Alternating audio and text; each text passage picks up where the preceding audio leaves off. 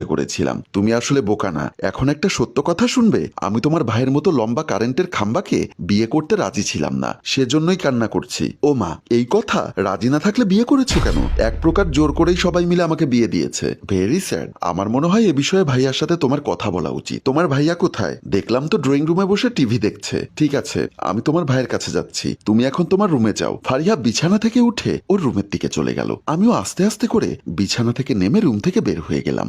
Drawing রুমের ভেতরে ঢুকতেই দেখলাম আমার আখাম্বা বর সোফায় বসে টিভি দেখছে। আমি পাশে গিয়ে দাঁড়াতেই সে শোয়া থেকে উঠে দাঁড়ালো, আমাকে আপদমস্তক দেখতে লাগলো। তারপর বলল, শর্ট মেয়েদের ব্যাপারে আমার অ্যালার্জি আছে, আর তুমি আমার শর্ট বউ, তুমি এখন মহা অ্যালার্জি। আমি তার কথা শুনে কিছুটা রাগান্বিত হয়ে বললাম, জেনে শুনে বিয়ে করেননি? বিয়ের কথা অনেক আগে থেকেই শুনছি, শর্ট বলে কন্ট্যাক্ট করার ইচ্ছা হয়নি। তাহলে বিয়ে করলেন কেন? সবার ইচ্ছায় বাধ্য হয়েছি। আমি তো আজ সকালে উঠে জানতে পারলাম আমার বিয়ে। তুমি তো ইন্টেলিজেন্ট গার্ল, ছেলে ডিফেন্সে জব করে শুনেই নাচতে নাচতে রাজি হয়ে গেলে। নিজের হাইটটা দেখবে না? অনেক চেষ্টা করেছি, কাজ হয়নি।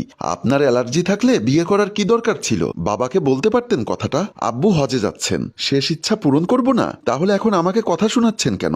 আর আপনার বাবা তো আমায় দেখেছেন, তিনি কেন একটা শর্ট মেয়ের সাথে ছেলের বিয়ে দিতে গেলেন? ওই যে রক্তের ঋণ শোধ করবেন বলে। বুঝতে পারলে? বলে ড্রয়িং রুম থেকে বেডরুমের দিকে পা বাড়ালো। তার কথা শুনে আমার মাথার রক্ত টকবক করে ফুটছে। আমিও তার পিছু নিলাম। বেডরুমের সামনে আসতেই পেছন থেকে তাকে ডাক দিয়ে দাঁড় করালাম। তার পাশে গিয়ে দাঁড়িয়ে বললাম, আপনার মাথায় আসলে সমস্যা আছে। আমার মাথায় সমস্যা হচ্ছে? তুমি বুঝলে কিভাবে? আপনার কথাবার্তা শুনে বুঝলাম আপনার মাথায় ফুল সমস্যা আছে। হ্যাঁ, মানছি আমার মাথায় সমস্যা আছে।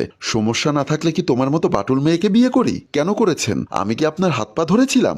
সেটাই ভাবছি কেন করলাম। কেন জেনে শুনে এমন একটা ঝগড়াটে মেয়ে বাসায় নিয়ে আসলাম? মানে আমি ঝগড়াটে মেয়ে? এত রাতে যেভাবে চেঁচামেচি করছো তাতে তো ঝগড়াটে মেয়েই মনে হচ্ছে। বলেই বেডরুমের দিকে চলে গেলাম। এবারও আমার সারা শরীরের রক্ত টকবক করে ফুটছে। আবারও তার পিছু নিলাম। তার পিছু পিছু বেডরুমের ভেতরে প্রবেশ করতেই সে আমার দিকে ফিরে বলল, রাত অনেক হয়েছে, তোমার সাথে ঝগড়া করার এনার্জি আমার নেই, তাই চলো শুয়ে পড়ি। আমি কোনো ঝগড়া করিনি। আমি জানতে চাইছি, আপনার পেছনে নাকি অনেক সুন্দরী সুন্দরী মেয়ে ঘুরঘুর করেছে। আপনি চাইলে তো তাদের বিয়ে করতে পারতেন, তাহলে আমাকে বিয়ে করেছেন কেন? ওই যে বললাম, রক্তের ঋণ যদি মনে করেন তাহলে আমার সাথে ঝগড়া করছেন কেন? এভাবে ঝগড়া করতে থাকলে ঋণ শোধ হবে? তাহলে কি তোমাকে নিয়ে শুয়ে পড়বো?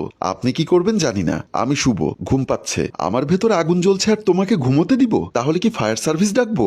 যা খুশি করো, আমি তোমাকে মেনে নিতে পারবো না। ব্যাস, তাহলে ডিভোর্স দিয়ে দিন। ডিভোর্স দেওয়ার জন্য বিয়ে করেছি, তাহলে কি ঝগড়া করার জন্য বিয়ে করেছেন? না, রক্তের ঋণ শোধ করার জন্য বিয়ে করেছি। ছাড়তেও চান না, মানতেও চান না, একটা সিদ্ধান্তে তো আসতে হবে। বাহ, বিয়ের রাতেই ডিভোর্স চাইছো? লক্ষ্মী মেয়ে তুমি। দেখুন, আমার দিক থেকে কোনো অসুবিধা নেই, আপনিই তো অপমান করছেন। তাহলে কি করব? নিজের হাইটটা তো দেখবা। অনেক চেষ্টা করেছি বিয়ে আটকাতে, পারিনি। যদি আমার বয়ফ্রেন্ড থাকতো অবশ্যই